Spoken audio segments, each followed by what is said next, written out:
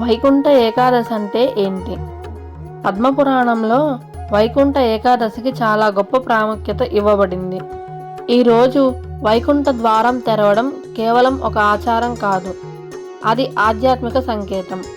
వైకుంఠ ఏకాదశి రోజు భగవాన్ శ్రీమన్నారాయణుడు స్వయంగా వైకుంఠ లోక ద్వారాలను తెరుస్తారు.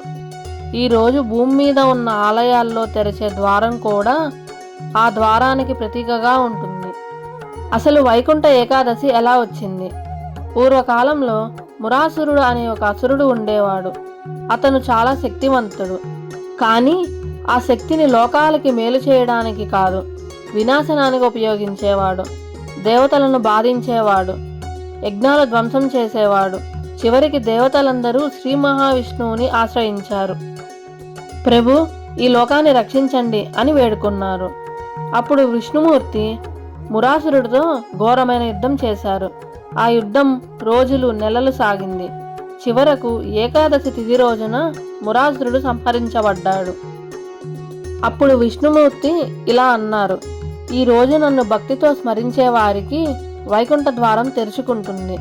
వారి పాపాలు కరిగిపోతాయి, వారి జీవితం శుద్ధి అవుతుంది. అసలు ఈ రోజు ప్రత్యేకత ఏంటి?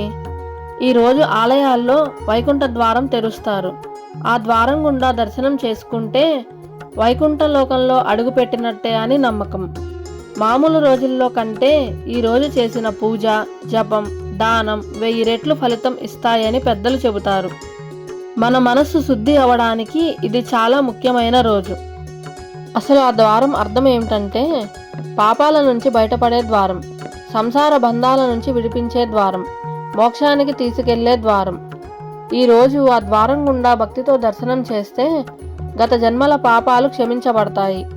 విష్ణుమూర్తి అనుగ్రహం ప్రత్యేకంగా లభిస్తుంది, ఆత్మశుద్ధి జరుగుతుంది. ఆలయ ద్వారం ఉత్తర దిశలో ఎందుకుంటుందంటే, పురాణాల ప్రకారం ఉత్తర దిశ మోక్ష మార్గానికి సంకేతం. ఉత్తరాయణం దేవతల మార్గంగా చెప్పబడింది. అందుకే వైకుంఠ ద్వార దర్శనం ఉత్తర దిశలో ఉంటుంది. అసలు ఈరోజు మనం ఏం చేయాలంటే, ఈరోజు ఉదయాన్నే లేచి స్నానం చేసి ఇంట్లో విష్ణుమూర్తిని స్మరించాలి.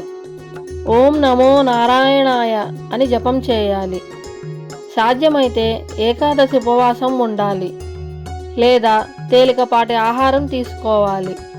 పేదవారికి అన్నదానం, వస్త్రదానం చేయాలి. మనలో ఉన్న చెడు అలవాట్లను వదిలేయాలని మనసులో సంకల్పం చేసుకోవాలి.